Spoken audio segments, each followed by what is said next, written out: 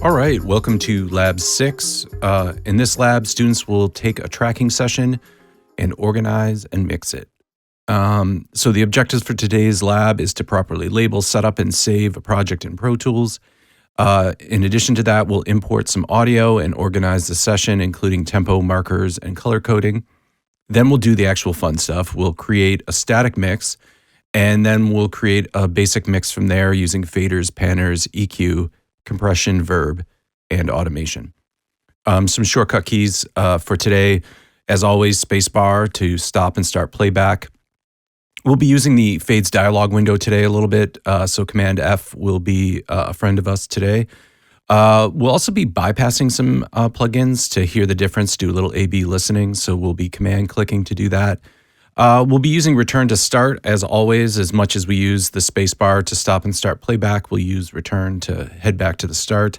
We'll also use some other selection methods here, including option shift return to select everything in the session when we come to our final step, which will be to actually bounce the mix, aka command option B. So the first thing you want to do is finish lab 5. Before you start lab 6, you want to make sure you finish lab 5. So if you haven't done so, I would go back and do that first. We're basically going to leave right where we left off, or we're going to start right where we left off, rather. I think that's how the expression goes. So what you're going to want to do is open lab 5. If you'll notice, I already have lab 5 open. If you recall, one of the reasons I have lab 5 already open is I'm using these sort of hidden tracks over here on the left-hand side to route the audio to QuickTime, which is how we're doing this screen recording or this lab walkthrough. So yeah, if we press play, we should be able to hear everything in the reference track.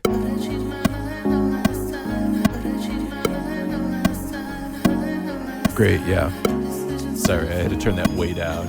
It is cranking here on my end. Yeah, so we're hearing everything, right? We're hearing the reference track.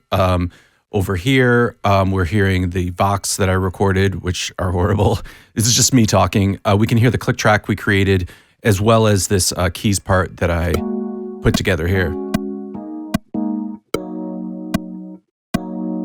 Great. So, by the way, none of this has to be amazing, earth-shattering production, but in Lab 5, you had to record a basic vocal and record some basic MIDI, just so that you understood how to do both. Lab 6 sort of picks up where the production process usually goes from here. After you get maybe a reference track or an MP3 or just a 2-track, as we might call it, to record vocals over, and you might do multiple takes on multiple tracks. But after you do that, often then you'll either send the vocals back to another producer or another mix engineer, or you will be given the stems or the individual multi-track of the session to go ahead and mix with the vocals you've recorded. So some people like to have the multi-track right in when they're recording vocals. Some people just feel it's easier with the signal flow to just have a 2-track like we did in Lab 5. So the first thing we're going to do is import other tracks into Lab 6, or the multi-track version of this 2-track or reference track that we have. So before we do all that, let's just real quickly make sure we take a look at the lab here, because in the lab, it talks about some things that we want to do first. So I would say right off the bat, once you open this up, we want to go ahead and save this lab as the new Lab 6 so that we don't overwrite Lab 5, lose it, or alter it in any way. So this is when we're going to use the save copy in function. So to save a copy in, we're just going to go to File, Save Copy In. That opens the Save Copy In dialog box. We're going to leave all the settings that you can see here. We'll leave it at WAV 44.1 and 24-bit. But we're also going to copy any of the audio files over as well. Don't worry about some of these render qualities here. And if you hit OK, we're just going to rename the lab year, month, date, your name, and then Lab 6. So I'll put it as Lab 6 here. And when I do that and save it, I'm just going to save it to the desktop. What you don't want to do now is continue just working in this lab, because if you notice now, what I'm looking at right now is still Lab 5, okay? So what I need to do is Command-Shift-W just to close the session. I'm not going to save it.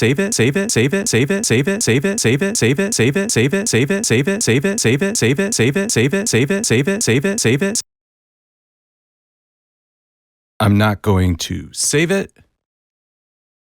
And instead, I'm going to go now here to my desktop where I have my Lab 6. I'm going to open that up, and then I will open Lab 6.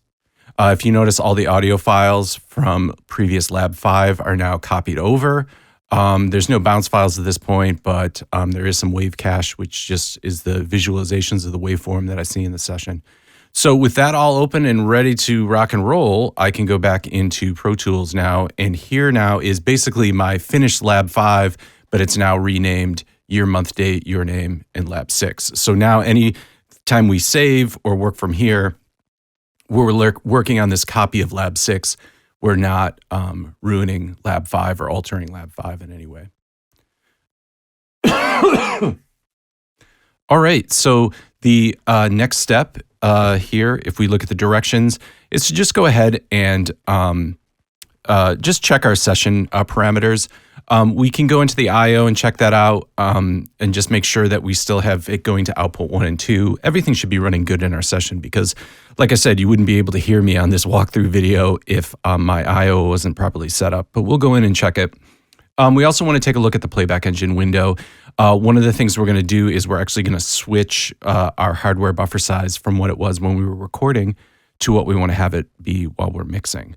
So first we'll go to setup and I/O. If you can see, our I/O looks pretty good right now. Yours should just look like output 1 and 2, and you should see the Scarlett interface up here. Notice how I have this other 2 QT or QuickTime output. That's just because I'm also sending it to this walkthrough video. I have multiple outputs going on. Your inputs should still just be the same, input 1 and 2, and your buses should look similar to mine. If you notice, I just have this added QT or QuickTime output, but my buses should all be 1 through 24, and then I should have output 1 and 2 going out, my main out 1 and 2. So if you don't have that, you can take a look at the steps to default your I/O. So a key component here is going to the playback engine. If you notice right now, my hardware buffer size right now is at 128 samples. So that'll be pretty good for recording. It won't create a lot of latency, but we're actually going to go ahead and change it to 1024. If I do that, it's going to create all this delay up in the headphone as I'm speaking into the mic right now. So I'm not going to switch it. But what this will do is putting our hardware buffer size at 1024 samples.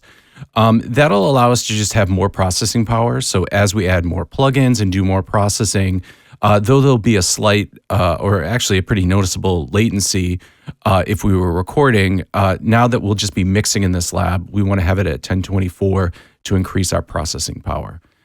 We don't care if there's a little bit of latency because we won't actually be hearing any of it because we don't have any active mics. Like I said, I won't switch it now because I'm talking into a mic to record this walkthrough video. So changing it would actually create a bunch of delay or latency in the headphone that would make it hard for me to speak. So we can switch that to 1024. I'm just leaving it at 128 for right now. Okay, so with all that set, we're ready to go on to really the first major step of the lab, which is to bring in these Ben Flower retry tracks here. I'm going to go ahead and download them again one more time. So I'm just downloading them. Remember, I have my downloads going to my desktop, so it makes it a lot easier for me to find things because it's downloading it right to my desktop, where some of you, may have it going to your documents or to your downloads folder, and then you have to navigate to find it. You can look back in some of the previous labs. I believe in lab 1 and 2, I show you how to set up Chrome to have it download directly to the desktop and not to a downloads or documents folder. That being said, then it's on you then to keep your desktop clean and tidy because if you're just downloading everything to your desktop, eventually it can just turn into a bit of a disaster. I'm going to unzip that folder here. So now you can see I have all the audio files that I'll need here. So this is actually just the tracked out version of the reference track or the 2-track that we already had from Lab 5. Before we just go ahead and drag this into the tracks list in Pro Tools, One thing you do want to double check, which I mentioned in the lab, is to go to Pro Tools Settings and Processing tab, and then just making sure under Import here you have automatically copy files on import. This is going to be super helpful. The session and the Lab 6 that we just made, as we copy these audio files in, they won't stay on the desktop in this folder. They will copy over into Lab 6 into the audio files folder. Some people, like the old way to do it was just to take these files all here and drag them into the audio files and then drag them into Pro Tools. But if you do this, it's just one less step. So I'm going to go ahead and drag them into the tracks list on the left-hand side of Pro Tools here. Oh, wait, hold on. It won't let me do it because I still have this dialog window open. Let's try that one more time. We're going to drag it into Pro Tools. And when we do that, check it out. It creates all new tracks that are named whatever the audio file was named, and it puts them in the session. So I'm just going to drag them up to the top here. By the way, real quickly, if we go back to the Finder, if you notice now in my audio files folder of this Lab 6 audio files, do you notice there the audio that was on the desktop is now in that audio files folder? So later on, it won't be missing, and later on, I won't have to do another save copy in to make sure everything's in the right place. So that's a really helpful step. Okay, so let's take a listen to what we've just imported here real quick.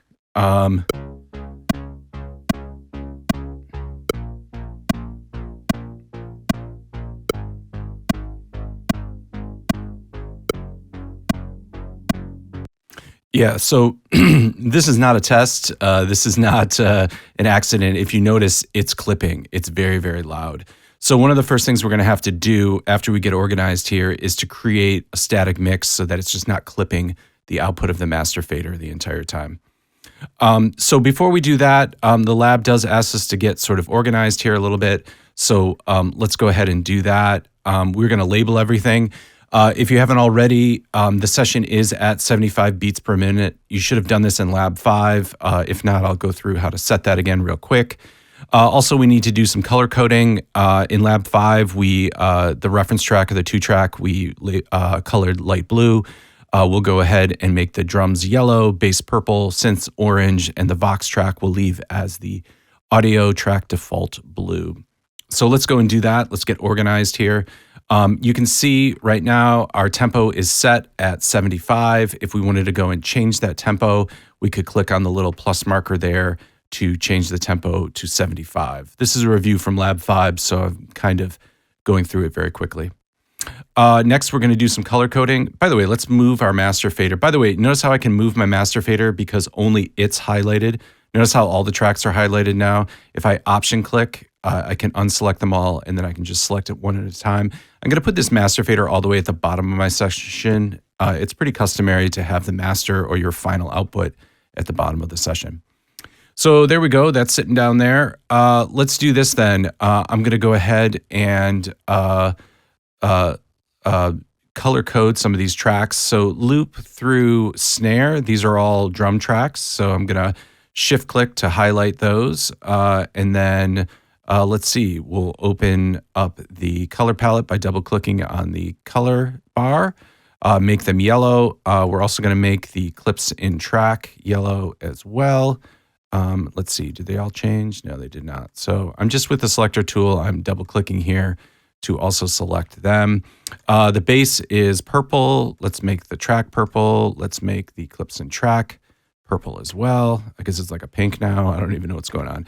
And then it said all the synths are supposed to be orange. So we'll double click on those and make them, that's a little too bright, make that orange. And then if we do clips and tracks, we should be able to make them orange as well. Some of them didn't change. I don't know what's going on, but it's easy as just a double click with your selector tool to change them all. So yeah, this looks pretty good. So we've got all our tracks now. The synth tracks are all orange and the bass is purple, and then all our drums are yellow. If you notice our lead Vox here, it's the default Vox blue, just like our other Vox.01. I'm actually going to put those two together. However, I'm going to go ahead here and change the color of the clip to that default blue as well. So I'll just double click there and make that blue. All right, so that looks pretty good. By the way, when I was playing earlier, you might have not heard the multi-track, and part of the reason you didn't hear it is right now I have everything going out 1 and 2, which will be great. It goes out the master, but I'm actually going to need to option click on all these outputs, and I'm going to do, let's see, option shift and control and select this other QuickTime output. So now they all have, if you notice here, output 1 and 2. So that's coming out the main, but then they're also going to the QuickTime so you can hear them. So now if I press play, I'm going to mute the reference track. If I press play now, you should be able to hear how loud it is.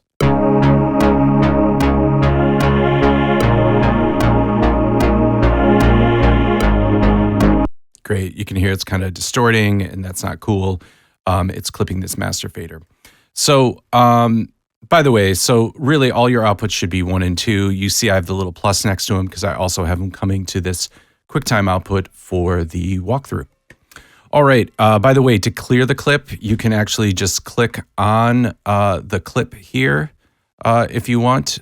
In the meter, you can do that on the master fader as well to clear a clip. Let me play it again. The way to clear all clips from anywhere is Option C. That cleared it, if you notice, from down here on the master track all the way up here as well for the output meter path.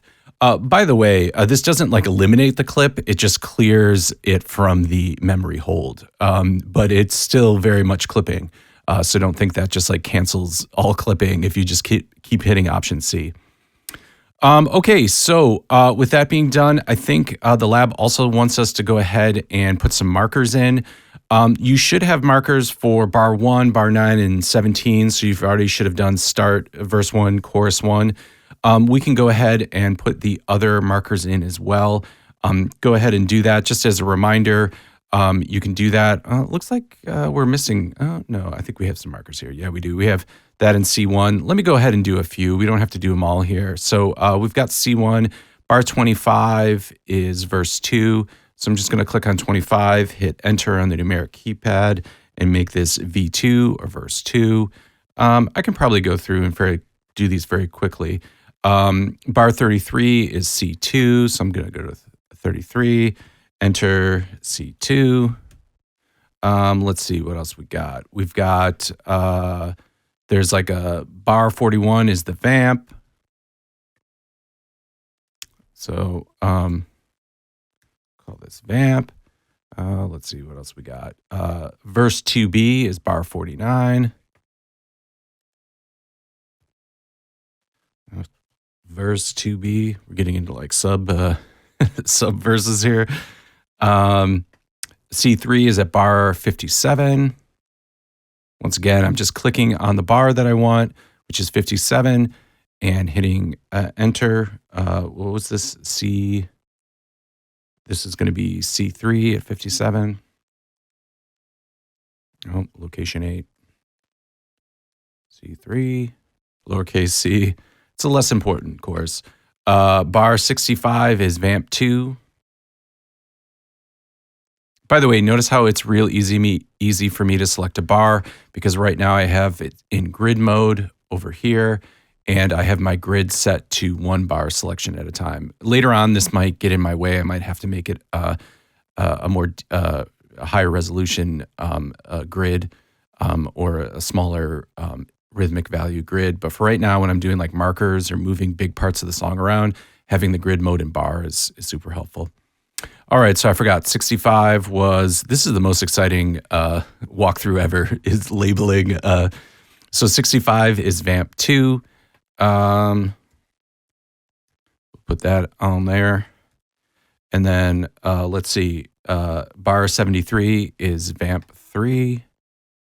So we'll put that on there. Put a little vamp 3 on there. And then let's see, the outro is bar 81. Great. I think that's where it's just like just bass or synths floating away into the ether at the end of the track.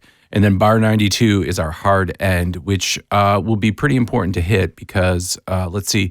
So I just happened to click on it. By the way, you could always just type in here. Like if you wanted to go to bar 88, you could click on it type it in. So I'm going to do, what did we say, 92? Or was it 91? No, it was 92. 92 is the end. So at 92 in the main counter, I'm just going to call this end. That'll be important because that's where we're going to, if we click on that and hit shift and return, notice we can select from the end all the way back to the start. So when we bounce later on, many steps later, we'll be all set. All right, great. So we got everything color coded. Good job. Hope no one fell asleep. I almost did. I had to start doing a Southern accent to stay focused. All right, so as we mentioned, yeah, we have some master faders. We have a master fader. If you haven't already created one, go ahead and do that. Command-Shift-N and create a master fader. What we're going to do, if you notice, it's clipping, right? The master fader the entire time. So what we're going to do is we're actually going to go ahead and use something called the trim tool to just lower the level of our mix and our static mix so it's not going to be clipping the entire time. By the way, you might hear some distortion in the walkthrough video. You might not be actually hearing the clipping. That's, like I said, because some of the stuff I'm doing with the walkthrough and just the way I'm routing the audio. But if you were listening to this just in the session, like when you open it, you'll notice it probably sounds a little bit crunchy or distorted because it is clipping or distorting the master output. So what we're going to do is we're going to use this trim plugin basically to just sort of turn down all these levels. And by the way, these are not arbitrary, but they're also not like what you would do every time. It's not like I always turn my drums down by -9 or my bass by -9. But later on in the semester, we'll talk a little bit about creating a sound stage. And one of the ways to do that is to create this sort of static mix, which sort of creates a hierarchy of the different instruments based on volume. So if you notice right now, the way we're going to have it is our loudest thing is going to be -3 dB, which will be our vocals. The next loudest things will be our bass and drums. And then all those synths I'm turning down to -12. This doesn't mean we can't go and adjust all their individual volumes later, but as groups, we're going to turn all the drums down, the bass, all the synths, and any of the vocals down, just to give us some headroom and create sort of a balanced sort of static mix. So let's do that. We're going to go to Insert A. We can go first on the loop track here. So I'm going to go to Insert A on the loop track. I'm going to go to Multi-Mono plugin and go to Other, and it's hidden all the way down here at the bottom of the list. Got to keep going. And I've got to get rid of all these. I got these free plugins, and they're just, yeah, they're not good. Okay, so trim. We'll turn this trim plugin on here. And so this loop is a drum track. So it said for the drum tracks to turn them all down to -9. So I'm going to go ahead and do that. So this plugin is pretty basic. It's just basically like a volume fader, but horizontal instead of vertical. So I'm going to do this at, I think the drums, I said -9, I believe I did. So let me put those at -9. Now, you're like, we've got 4 other drum tracks, and I don't want to have to insert this 3 more times. So I'm just going to hold down Option and click on the plugin and just drag it to the first insert on the other drum tracks. So if you open any of those up, you'll notice they're all at -9. So that makes it a little bit easier. We could drag it down for the bass because I think the bass is also supposed to be at -9. Yeah, so once again, I just Option dragged it, and now the bass is set to -9. For the synths, let's see. For the synths, we need them to be -12. So let me, once again, I'll just drag the plugin to synths. This one is at -9, so I'm going to double click here and do -12. Now that's at -12, and I'm going to drag that down to all the other synths. So I'm basically just setting it once on one track and then just copying it and adjusting the parameters. This makes it a lot faster and a lot easier. There is like a fastest way you can do that, but it involves a lot of shortcut keys, and this is pretty fast enough. Okay, so for the lead vox, I'm continuing to option drag. We don't want these at -12. We want them at -3. So I'm going to go ahead and switch each of these ones individually to -3. I might mute my vocal track here because it's not very good. And of course, I'm going to have my reference track muted as well as the click track. I might even mute the keys part that I did as well. So let's listen back to that now. This is with this static mix. So if we were to go to our mix window here, you can see now basically we have a trim on the top of each of our tracks. So our drums are at -9, Our bass is at -9. All our keys are at -12. And then our vocals are at -3. So, by the way, there's a bunch of tracks in this session, but we've really just turned it into 4 items, really, right? Just our drum section, our bass, and then our synths, and then our vocals. So we've really simplified it into just 4 things. It's hard to mix like 16 things. It's much more manageable when you have 4 groups of those 16 things. And then we might even find too, like some of these synths might be like pads or like supportive or might be closer to what the bass is doing. So we might even be able to make even subgroups within that larger synth group, which has 7 synths within it. Okay, so with all that said and done, let's just take a quick listen here.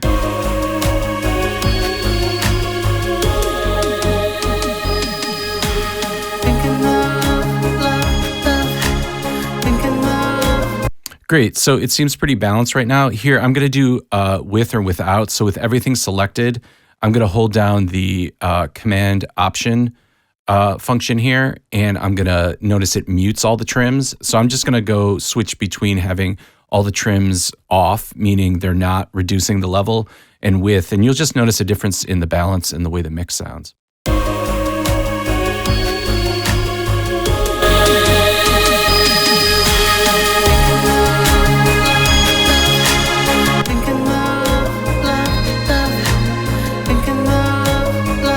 Yeah, so first of all, the entire track was clipping, or like the entire session was clipping, and you couldn't even hear the vocals, right? And this is a vocal-driven song, so being able to hear and understand the vocals is probably the most important part. Which, if you think about it, we've put those lead vocals at -3. And actually, when we play back, look how much room we have over here on our master output.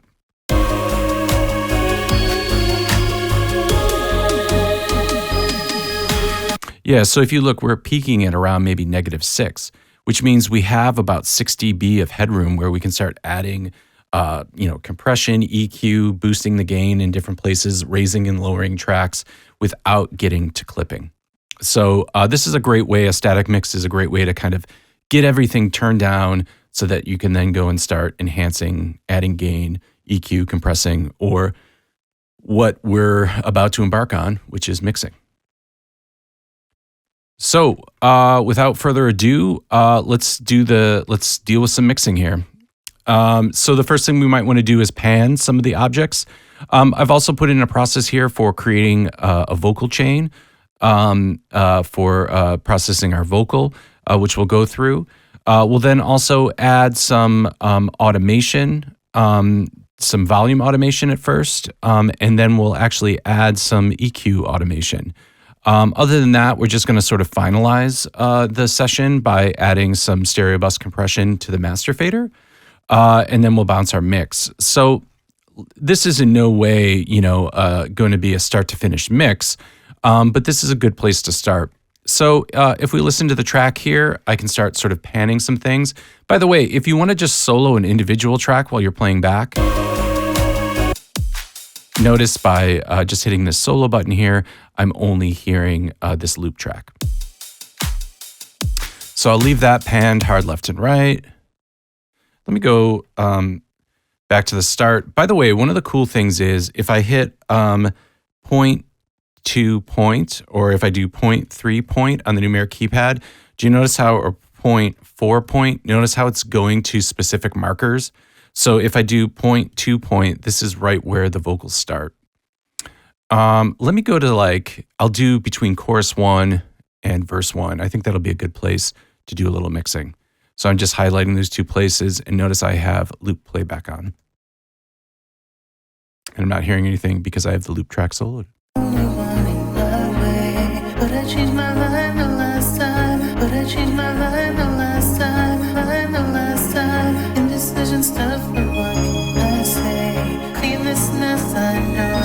All right, so we'll leave the bass track and the vocals dead center.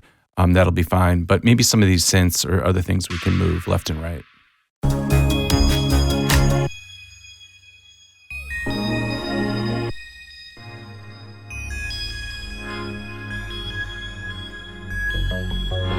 Yeah, see, this is almost a second bass part.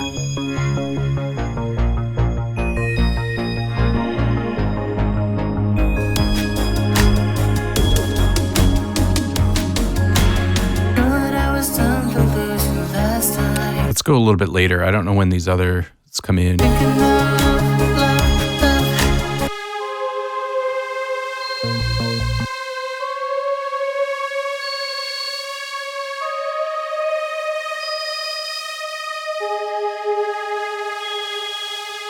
Yeah, I don't know when synths 6 and 7 come in. I guess they're just on the choruses here. Let's highlight that part.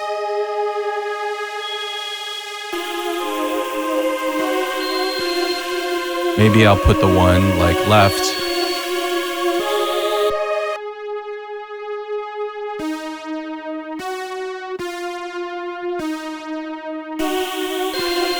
Yeah, just kind of spread them out.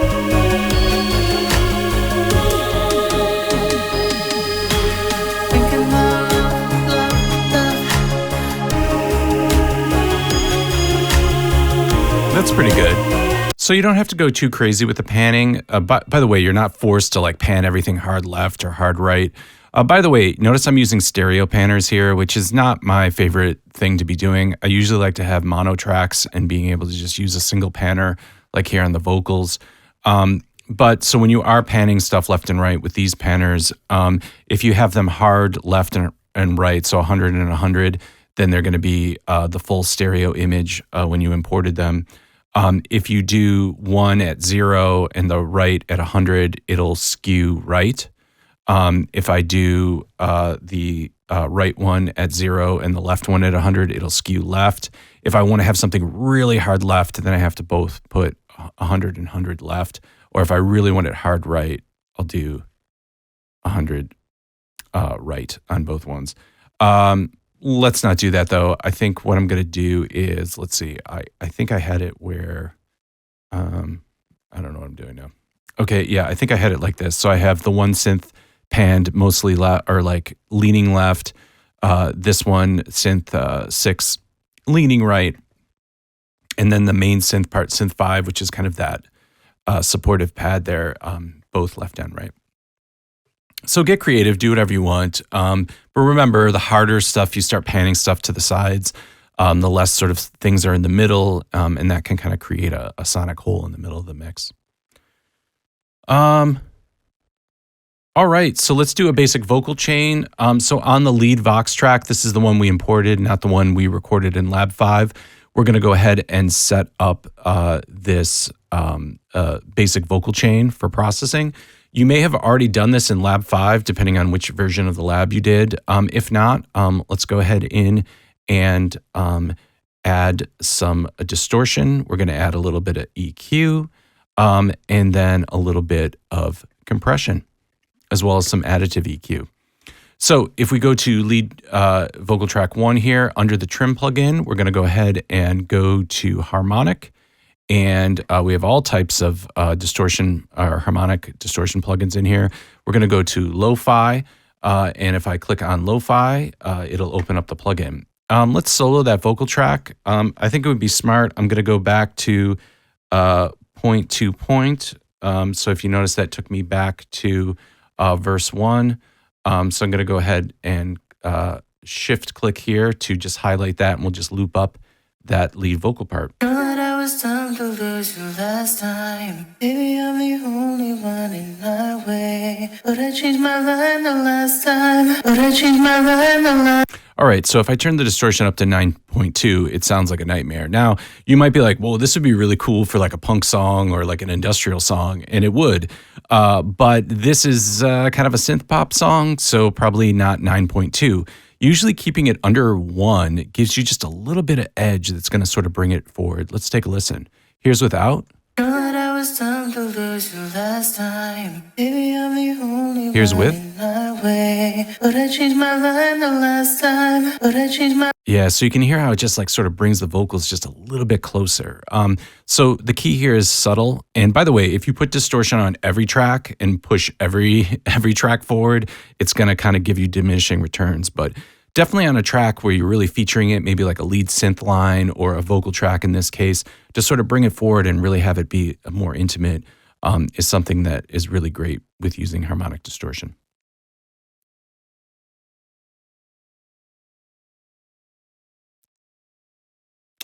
So next it says to add a little EQ. So we're going to use some subtractive EQ first. And we're just going to cut everything below 150 hertz. We're going to use this 7-band EQ. And right under the Lo-Fi plugin, we're going to go to multi-channel plugin, EQ, and where is it? 7-band EQ. Let's find it.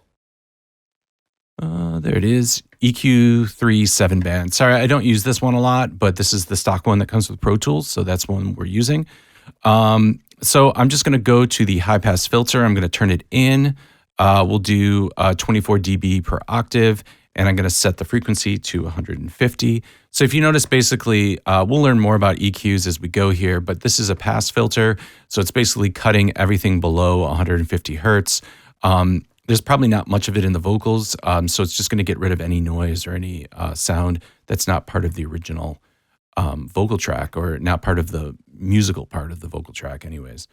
Next, we're going to go to the plugin below it and go to multi-channel plugin dynamics, and we're going to go to our dyne compressor limiter 3. And I'm just going to go to one of the presets here, and I'll go to one, I think it's just called, I forget which one I'm telling you to do, but yeah, vocal comp will probably do it. What you probably need to do is bring the gain down. It's at 8, so you probably just need to bring it back down to 0.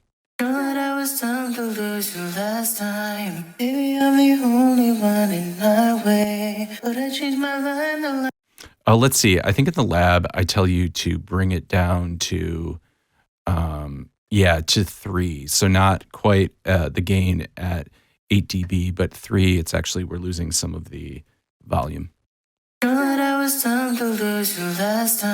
Great. Finally, it asks us to add some EQ. So I'm actually going to put a bump. I'm going to add another insert E, another EQ, and I'm going to turn on the MF and the HMF filters, or parametric EQs. I'm going to boost at let's see here.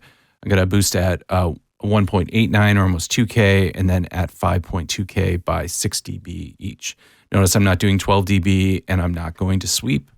I'm going to pick these frequencies. So I'm going to go to multi-channel plugin, EQ 7-band again, and now I'm going to boost. So I said I'm going to use the yellow one, I believe, which is the MF, and we're going to put this at, let's just put it at 2K. It says 8.9, but let's just write it in as 2000.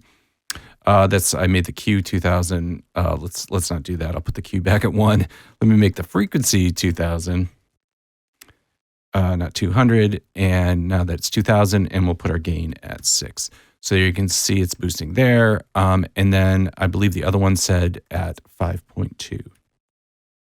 Let me see if I adjusted didn't like that, so I have to do 5200, and then 6. Okay, so I have my 2 bumps there. Let's see if it asks us to adjust the Q. It said our Q should be at 2, so let's go ahead and adjust those Qs on both to 2. If you notice, that sort of narrowed the bandwidth. It's a higher Q, so it narrowed the bandwidth of what it was actually boosting. Let's take a listen to that.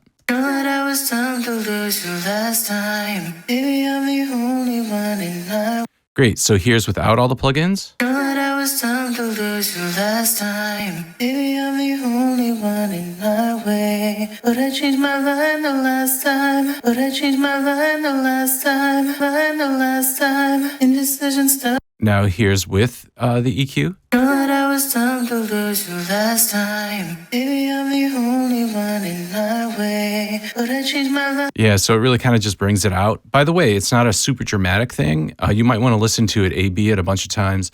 But you notice it's not a super dramatic difference. EQ usually isn't this like huge dramatic thing that totally changes the quality of color of the voice. And in fact, just brings out some things that were already captured in the recording.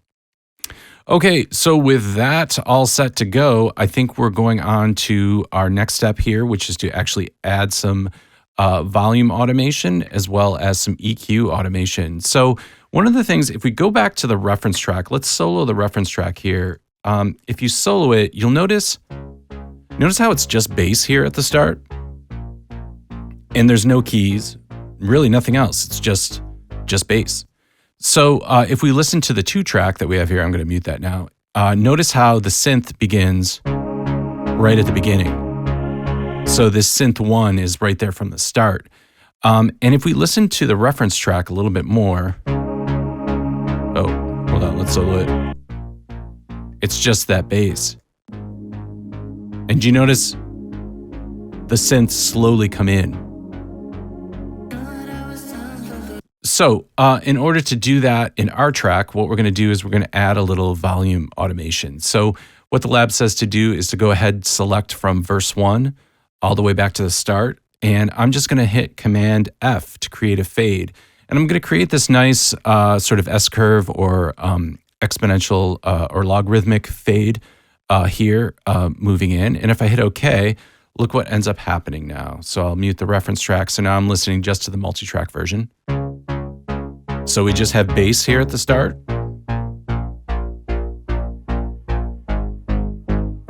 And we should slowly hear the keys come in now.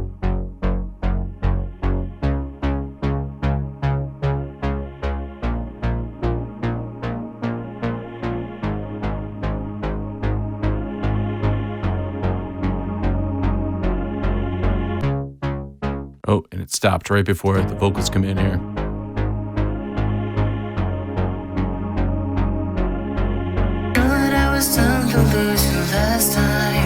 Great, the vocals come right in and clip right away at the start there. We might have to go and fix that a little bit. Okay, so one of the other things though, so that was pretty easy to automate, right? One of the other things you may notice though too, there's also like this kind of like filter sweep, very like classic EDM kind of filter sweep happening. So what we could do is we could use the EQ to add some automation. Or we could automate some EQ to have it like slowly bring more of the low end as it comes in. So what we're going to do is we're going to put a basic EQ on that synth 06 track, and we're going to enable it for automation. Some of the settings we'll do is we'll put it at 24. We'll put the high pass filter on 24 dB per octave, and have it be a 5K cutoff frequency. So let's go ahead and give that a shot. So great, we'll do it right here at the start. I'm going to go to EQ and I'm going to go to multi-channel, and let's go to EQ 7 band. And I'm going to turn that high pass filter on, make it 24 dB per octave, and I'm going to put it right at 5,000. So we have it all the way up there. So if we listen to, if we just solo our synth track right now, you can't hear anything basically. If I bring that cutoff frequency down, great. So that's kind of what we're going to do is we're going to have just sort of high frequencies. I think it's the opposite actually. I think in the song it's like it's just the lows and then they bring in the highs. But whatever, we're doing what we want here. This is our mix. But we're doing a similar type of like sweeping filter sort of effect here. So right now it's not sweeping, right? It's just holding up here at the top. So what we're actually going to do is, you notice I just change it. I swept this frequency parameter here to make it go up and down and give us more low end and high end. So leaving it at 5,000 here, I'm going to go ahead and Command Option Control click on this knob here, and it says Enable Automation for High Pass Frequency. So when I do that, notice the green little light comes on here, and now this parameter is ready to go for automation. So if I come over here to the synth track under waveform, instead of looking at the waveform, I'm going to go down to Effects B, 7 band EQ, and I'm going to click on the high pass frequency here. So let's do this. Let me select from there back to the start. I'm going to do Option F, which allows me to zoom in just to my selection. And what I'm going to do is with my grabber tool, let's see, it's at 5,000 right now. Notice how you can see it's really small, but it says 5,000. So it's at 5,000 now. So we'll leave that there. And I'm going to make a second breakpoint here. And what we'll do is we'll slowly bring that down. So now let's watch what happens here. We're going to have our EQ open and let's press play. So if you notice, I think we still have it soloed. Yeah, let's solo it. So if we have it up, you're not hearing anything because the volume's pretty low, but you'll notice like as we get higher, this filter is going to go down further and further. Shouldn't be hearing anything at the start. This is all just bass.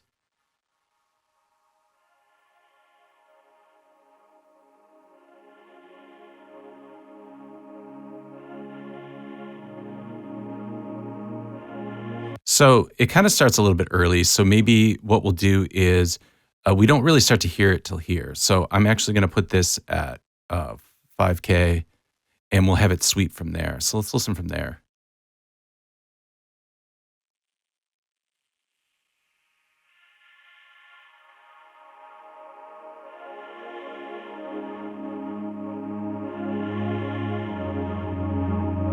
Which is pretty cool. Let's hear that with the track.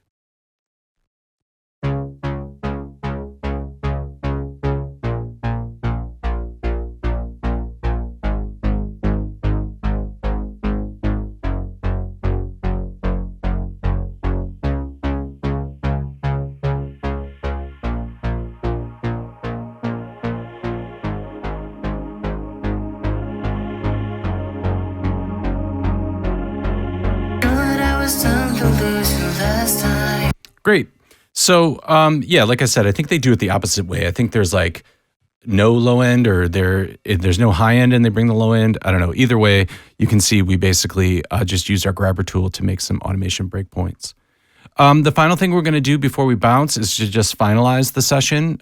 So on your master fader, you can go ahead and put something called the Maxim plugin. You can go here to, sorry, I have so many here. It's always hard to find what's going on here.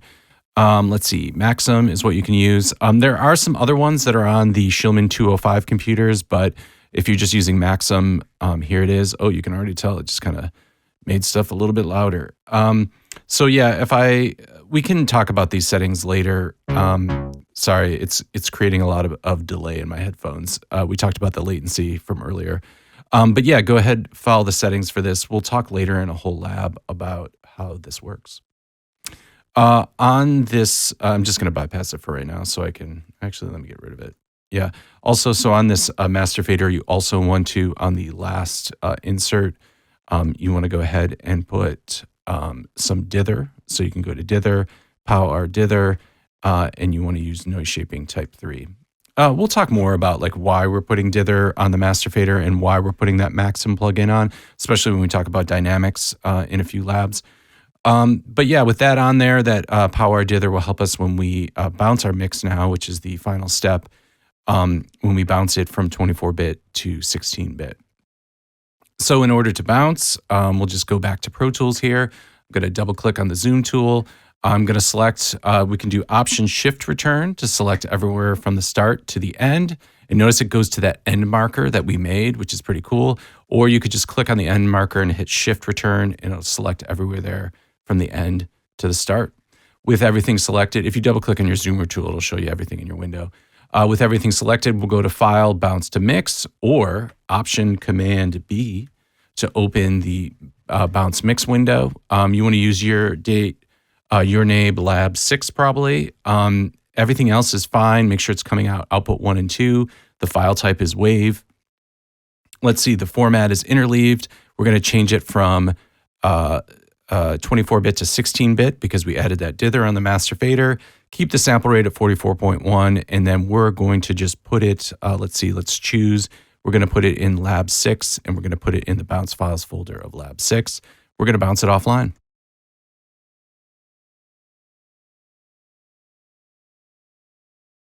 I was talking during that bounce, but it mutes the audio. So that's why you weren't able to hear me. So by the way, if we go to our desktop now and we go to our year, month, date, Lab 6, you'll notice all the audio files that we had are still in there. Good times. Our bounce files in there that we just bounced, as well as our session file. So when we go to save this, we're going to right click on the entire folder, compress it, which will take a second. It's like 1.15 gigs. So it's going to take a little bit longer to compress this file and then also put it up on Canvas or to share a link from Canvas from your cloud storage device. If you're using Google Drive, just make sure to make it share the zip file with anyone has access to the link. So I'll cancel that. So that's pretty much the lab. Like I said, for the final steps, make sure you do take a look at making sure that you're saving it to the cloud in the correct format and sharing it with anyone who has the link. Great. That's Lab 6. Let me know if you have any questions.